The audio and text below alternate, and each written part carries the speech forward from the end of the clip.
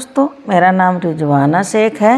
The ultimate guide to success part 7 continue करती हूँ। सफलता का पहला नियम, अपने आप को पहचानो। एक सुंदर व्यक्ति की रचना हर जीवन का काम है। कोई फर्क नहीं पड़ता कि हम क्या करते हैं, चाहे हम इसे अच्छा, बुरा या उदासीन कहें, या सब इस उद्देश्य के लिए निर्देशित है। प्रत्येक निष्क्रियता या क्रियाशीलता हमें सामग्री के महीन चयन में धकेल देती है, जो स्वयं को परिपूर्ण बनाने का काम करेगी। सब कुछ जिसे हम संपर्क करते हैं वह वैध सामग्री बन जाती है, जिसमें से हम चयन या अस्वीकार कर सकते हैं। ऐसा कुछ भी नहीं जिसे सदैव के लिए अस्वीकार किया जा सकता है। हमारे अनावरण में किसी भी स्थान पर जो भी चीज़ पारित होती है, वह मार्ग में किसी अन्य स्थान पर उपयोग करने के लिए सामग्री बन जाती है। केवल एक ही चीज़ है, और वह है हम जो मुख्य निर्माता के रूप में अपनी योजना के निर्माण में किसी भी स्थान पर जो भी उपयुक्त समझते हैं वही सन्निविष्ट कर सकते हैं। इस रचना में हमें चयन करना होगा, ताकि इन चयनों के परिणाम निरंतर हों, और जो भी चीज़ स्थायित्व को प्राप्त होती है उसे सफलता अथवा विफलता कहा जाता है। सफलता महान कानून का केवल एक हिस्सा है, और नकारात्मक रूप से प्रकट होने वाली सफलता ही है। या 1000 लोगों से पूछ सकते हैं कि वे सफलता को क्या कहते हैं, और वे आपको 1000 अलग अलग उत्तर देंगे।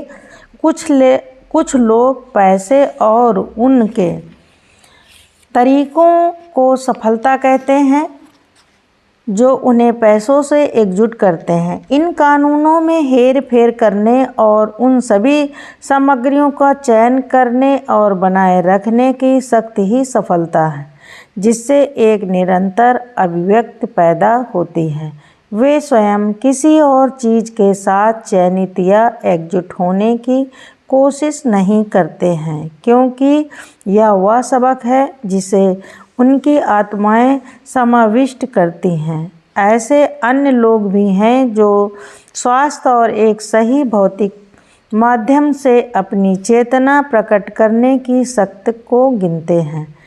वे अपना पूरा समय स्थान उन तरीकों और सामग्रियों का चयन करने के लिए देते हैं, जो उनके लिए समान शारीरिक और मानसिक परिस्थितियों का निर्माण करते हैं, और उन्हें पीड़ा मुक्त शरीर की असीमित कार्रवाई की अनुमति देते हैं। वे एक के बाद एक चीज़ों का चयन या अस्वीकरण करते हैं, और खुद को उस हद तक सफल कहते हैं कि वे इस पूर्ति को सुरक्षित करें, और वे रोते हैं और शिकायत करते हैं जब वे इसे पूरा नहीं कर पाते हैं, या ना जानते हुए कि यह बीमारी स्वास्थ्य के रूप में ईश्वरीय चेतना के उत्पादन का एक बड़ा कारक है।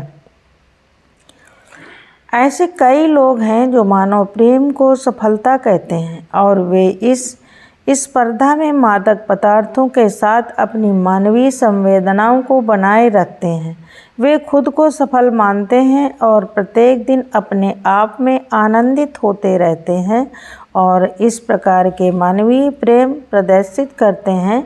उन्हें लगता है कि उन्होंने अपने जीवन की सफलता बना ली है। ऐसे अन्य लोग भी हैं जो इस तरह की सामग्री और विधियों के लिए सफलता प्राप्त करते हैं, जिससे वे स्पर्धा के महान कानून से जुड़ेंगे।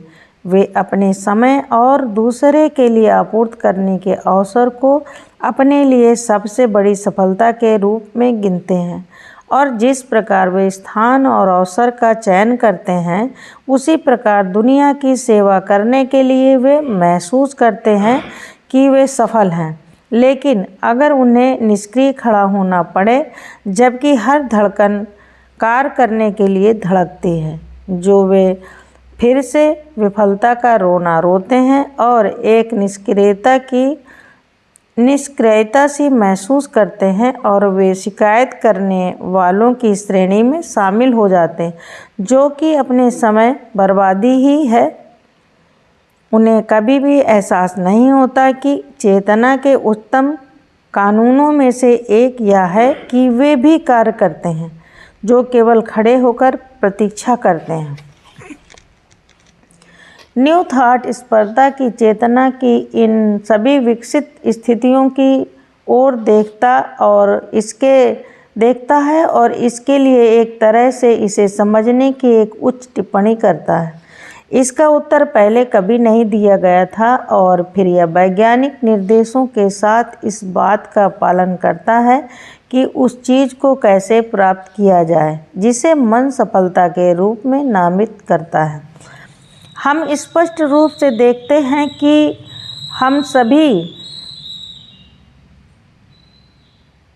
वह काम कर रहे हैं जो हमें करना चाहिए, और वह यह है कि जब हमने पुरानी चीज़ को प्राप्त कर लिया है और इसके सभी कानूनों को अपनी चेतना में शामिल कर लिया है जिनका हम परित्याग कर देंगे और स्वाभाविक रूप से किसी और चीज़ के समावेश में पारित होंगे। हम सभी बहुत अच्छा कर रहे हैं। हम जानते हैं कि अपने समय, अवसर और सामग्रियों के साथ कैसे सामंजस्य करें। अगर हमें बेहतर पता होता तो हम बेहतर करते, और न्यू थॉट केवल हमारे कैसे पता करें को बढ़ाने का प्रयास करता है। या निंदा नहीं करता, या नियंत्रण नहीं करता, या सज़ा नहीं देता। यह केवल बड़ी शक्तियों और विशेषाधिकारों को बेहतर सामग्री का रास्ता बताता है जिससे हम चयन या स्वीकार कर सकते हैं और जिसके माध्यम से हम एक उच्च व्यक्तित्व व्यक्त कर सकते हैं। सफलता हम में से प्रत्येक में एक चीज़ पाने की शक्ति है जिसकी हम इच्छा करते हैं, जब हम इसे चाहते हैं, जिस तरह से हम चाहते हैं, और जब तक हम इसे चाहते हैं तब तक इसे रखना चाहते हैं, और जब हमने इसे समाविष्ट किया है तो इसे होने दें और एक नई इच्छा की पूर्ति के लिए आगे बढ़ें। ऐसे लोग हैं जो अपनी मनचाही चीज़ पाने की शक्ति रखते हैं और इसके बाद उन्होंने इच्छा को और इसमें वह सब शामिल होता है जो वह ला सकता है। वे दिन प्रतिदिन अपनी पुरानी इच्छा के मृत शरीर से चिपके रहने के लिए बाध्य हैं। यह सफलता नहीं है बल्कि यह विफलता है। यह सफलता के निर्माण में अप्रत्यक्ष रूप से अपना हिस्सा लेता है। अपने रास्ते के हर कदम पर वे इस तरह से सीख रहे हैं उच्च महारत और नियंत्रण जो उन्हें जानना आवश्यक है, और विफलता की इस तरह पर उत्पन्न शक्ति का हर अंश अगले चरण के रचनात्मक कार्य में अपनी जगह लेता है। हम जो चाहते हैं उसे पाने की शक्ति, और जब हम यह चाहते हैं और फिर इसे रचनात्मक रूप से पारित करते हैं और किसी अन्य इच्छा का अनुसरण करते हैं तो इसे लोगों, परिस्थितियों या चीज़ों से एक पल के संपर्क से नहीं जीता जाता है, लेकिन यह मानव अनुभव के सभी रूपों के साथ ही में आत्मसंयम और मैत्री भाव के परिणाम के रूप में आता है। सफलता एक रहस्यमय और आध्यात्मिक चीज़ नहीं है जो चारों ओर प्रतीक्षा करती है और फिर जीवन में अचानक से भाग जाती है, लेकिन यह एक संतुलित और समझदार इकाई है जो उच्च शक्ति की चेतना से पैदा हुई है। सफलता के तरीकों और सार्वभौमिक कानूनों की मान्यता का उत्पाद है, और यह आती है और केवल उस समय हमारे साथ रहती है जब हम इसे मजबूर करते हैं। अच्छी या बुरी किस्मत जैसी कोई चीज़ नहीं होती। हम अपनी चेतना के भीतर इन स्थितियों को उत्पन्न करते हैं और अपने विचारों एवं कार्यों द्वारा उन्हें विकसित करते हैं। हजारों अच्छी तरह से परिभाषित सफलता के तरीके हैं, और जिसके पास इन विधियों की सबसे बड़ी संख्या होती है और उनका उपयोग करता है वह सबसे बड़ी सफलता होगी। पहली सफलता पद्धति में सभी सफलताएं शामिल हैं, लेकिन केवल कुछ लोग ही बिना किसी व्याख्या के इस निपुणता को प्रकट करने के लिए पर्याप्त हैं।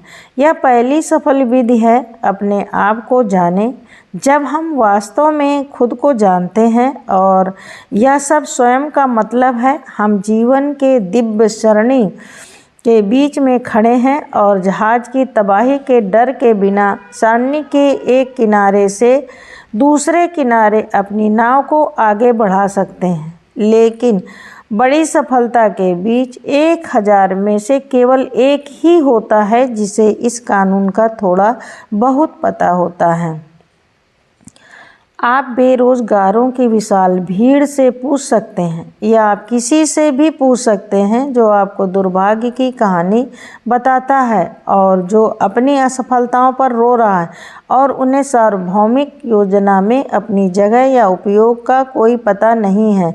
पुरानी सभ्यता के मन की अवस्थाओं से उलझे बंडल में पूरी दौड़ को बंद कर दिया और इसे सार्वभौमिक प्रगति की वैध योजना का विचार नहीं दिया, या इस योजना की जिम्मेदारी के लिए उन्हें किस भाग को व्यक्तिगत रूप से वहन करना चाहिए।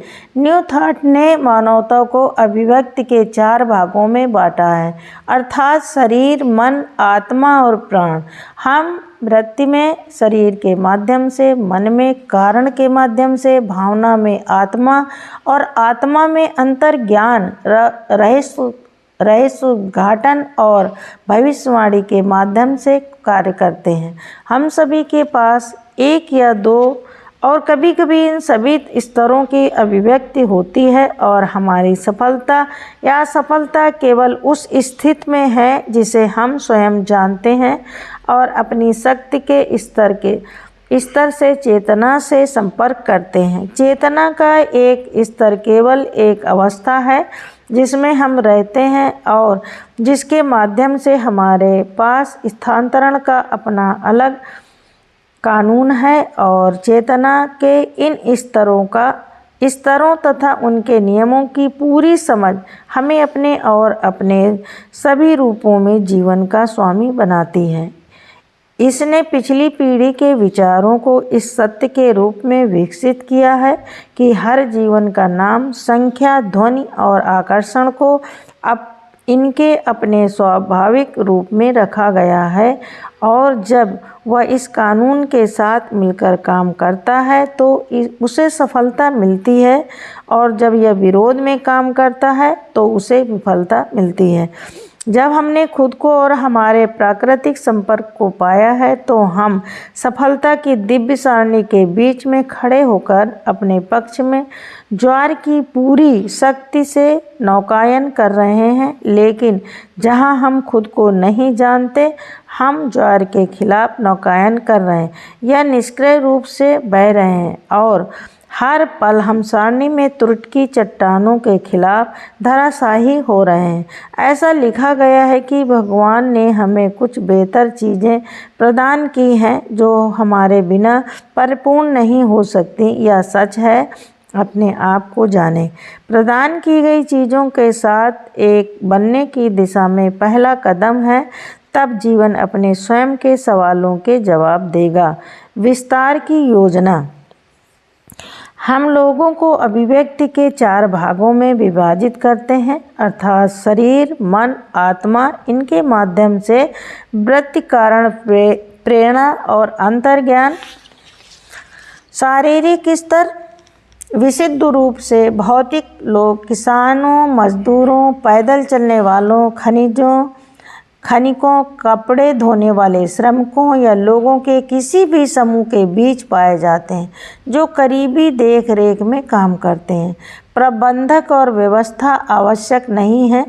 इसके अलावा इस श्रेणी में वे लोग हैं जो केवल प्राणी सुविधा से व्यापार करते हैं और जो सभी भावनाओं को संतुष्ट करना चाहते हैं, लेकिन इसे पाने के लिए कोई भी परिश्रम पर नहीं करना चाहते। मानसिक स्तर।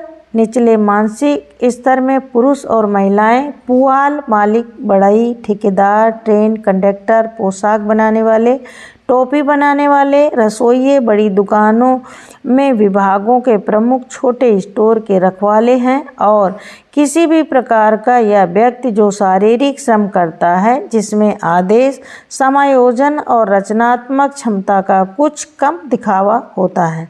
उच्च मानसिक स्तर, ये पुरुष और महिलाएं प्रोफेसर, स्कूल शिक्षक, केमिस्ट, वकील, इंजीनियर, सचिव, स्टॉक ब्रोकर, संगीतकार, गायक हैं जिन्होंने आवाज़ को उभारा है लेकिन आत्मा के किसी प्रमाण के साथ नहीं, और अन्य वे हैं जिनके पास कौशल और प्रबंधन है जो भौतिक चीज़ों को सफलता हेतु फलीभूत करते हैं। आत्मिक स्तर, आत्मिक स्तर को दो भागों में विभाजित किया जाता है, उच्च और भिन्न, उच्च और निम्न। निचली आत्मा के स्तर में हमारे पास प्रोफेसर, डॉक्टर, शिक्षक, आयोजक, दंत चिकित्सक, वकील, नर्स, संस्थानों के प्रबंधक, स्वास्थ्यालयों के प्रमुख, उदार आंदोलनों के नेता और अन्य वे जो जीवन की कई लोकोपकारी अभिव्यक्तियों में काम करते हैं। उच्च आत्मा स्तर पुरुषों और महिलाओं में उच्च आदर्शता, विशद कल्पना और असाधारण प्रेरणा की विशेषता है। यहाँ हमें कलाकार, लेखक, ग्रंथकार, संगीतकार, गायक, वाक्पटु और नाटककार मिलते हैं। प्राणिक स्तर, यहाँ हम धर्म की दुनिया की बात करते हैं। इसमें प्रचारक, ईसाई मत के बड़े परोपकारी प्रचारक, नेता, धार्मिक आयोजक, उच्च शिक्षाकर्मी, आविष्कारक, महान संगीतकार, समाज सुधारक और दुखांत नाटककार शामिल हैं। इस श्रेणी में लोग विश्वास द्वारा सारे काम को अंजाम देते हैं। उनका अंतर ज्ञान ही उनका मार्गदर्शक है और वे अपने सभी विचारों और दृष्टियों को भौतिक अभिव्यक्ति में बदलना कठिन मानते हैं। संघीय स्तर, यह रचनात्मक सकारात्मक जीवन है। यह खुद को वृत्तिकारक प्रेरणा और अंतर्ज्ञान में व्यक्त करता है। इसमें आमतौर पर एक स्तर पर लगाव का एक निश्चित बिंदु पाया जाता है लेकिन यह दूसरों की इच्छा पर गुजरता है। हमारे पास इस श्रेणी में राजनेता, सामाजिक और धार्मिक विज्ञान के महान नेता हैं। इनके अलावा भौतिक अभिव्यक्ति के स्वामी जैसे कि नट, संतुलनवादी, जांचकर्ता और बड़ी कंपनियों के आयोजक भी हैं। इसके अलावा प्राकृतिक छटा को बनाए रखने वाले माली भी हैं। इसमें सम्मिलित हैं। यह बाद का वर्ग सौंदर्य कला, व्यवस्था और समानता के भौतिक नियमों को जानता है और सत्य के नियमों की सही समझ के माध्यम से हर जीवन अपने विकास को नियंत्रित कर सकता है और अयोग सफलता निर्माण कर सकता है। यदि हम अपने सभी उपक्रमों में सफलता की आशा रखते हैं तो हमें अपनी पूरी समझ को न्यूनतम प्रतिरोध की रेखा में अपनी प्रतिभा की पूर्ण शक्ति पर स्थापित करना होगा। सफलता की उम्मीद करने वाला एक व्यवसाय प्रबंधक अचल संपत्ति खरीदने के लिए एक अंतर्विरोधी व्यक्ति को भेजने का जोखिम नहीं उठा सकता है और संभावित मूल्य के अनुसार विश्वसनीयता पर किसी पुरुष या महिला की राय ले सकता है। ऐसे व्यक्ति का निर्णय भौतिक चीज़ों में विश्वसनीय नहीं होगा। व्यवसाय में कोई भी जो इन चीज़ों को करता है वह सफलता को दरकिनार करता है, ना कि सफलता को। फिर भी अगर कोई छुट्टी के दौरे पर विचार करने के लिए सबसे सुंदर और अद्भुत देशों और एक जगह पर जाने की इच्छा रखता है जिसका मतलब आराम, प्रेरणा और उपचार होगा, तो अग्रिम प्रतिनिधि के रूप में भेजा जाना यह कोई बुद्धिमत्ता नहीं होगी। जो विशुद्ध रूप से मानसिक स्तर पर थी, ऐसा व्यक्ति समय सारणी, होटल की सुविधाओं और अव्यवस्थितियों को वापस लाएगा, लेकिन ऐसा कुछ भी नहीं जो वास्तव में ज्ञान होना चाहिए। मानसिक चीज़ें मानसिक मान्यता की मांग करती हैं और प्राण और आत्मा जैसी चीज़ें अपने स्वयं के संज्ञान की मांग करती हैं। मांस और रक्त केवल शारीरिक और मानसिक चीज़ों को प्रकट करते हैं। व्यक्तिपरक चेतना द्वारा प्रकट होने तक महान व्यक्तिपरक चीज़ें अस्पष्ट ही रहती हैं। इतने सारे लोग सफलता, प्रसिद्धि, पैसा, प्यार और पहचान की तलाश कर रहे हैं और इसे हासिल नहीं पा रहे हैं। ऐसा इसलिए है क्योंकि उन्होंने खुद को जानने का पहला आवश्यक सबक कभी सीखा ही नहीं। पहली बात, वे नहीं जानते कि वे क्या करना चाहते हैं, और दूसरी बात, वे नहीं जानते कि वे कैसे और क्या करना चाहते। वे लक्ष्यहीन घुमक्कड़ की तरह चलते चले जाते हैं और जीवन के अंतिम छोर पर उस बहती हुई लकड़ी की भांति पहुंच जाते हैं जो सफलता और असफलता की धारा के रूप में किनारे पर पहुंचने में असफल रहती है। सभी के लिए काम और भुगतान है, सभी के लिए सफलता है, और वह भी सिर्फ 1 घंटे में। हम खुद को जानते हैं और इससे संबद्ध होते हैं। जब कोई किसान बनना चाहता है तो किसानों के बीच जाता है, कोई संगीतकार बनना चाहता है तो संगीतकारों के बीच जाता है। व्यवसाय में रुचि रखने वाले लोग बाजार और व्यापार में जाते हैं, और इसी तरह जो कुछ बनना चाहता है वह उसी क्षेत्र में जाता है। यदि हम अपने आप से यानी अपनी स्वयं की अविभाज्य शक्ति की पूरी तरह से विकसित चेतना परिचित है तो कोई भी चीज़ हमें सार्वभौमिक आपूर्ति कंपनी से उन चीज़ों को बाहर निकालने से रोक नहीं सकता जो हमारे स्वयं के जीवन से संबंधित है।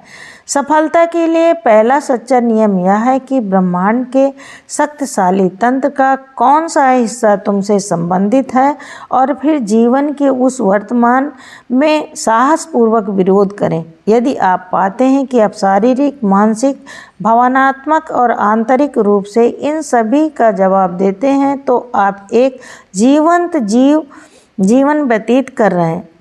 फिर आप उन चीज़ों को चुन सकते हैं जो आपको सबसे अच्छी लगती है। रचनात्मक जीवन एक समय में एक से अधिक काम कर सकता है और उन सभी को अच्छी तरह से अंजाम दे सकता है।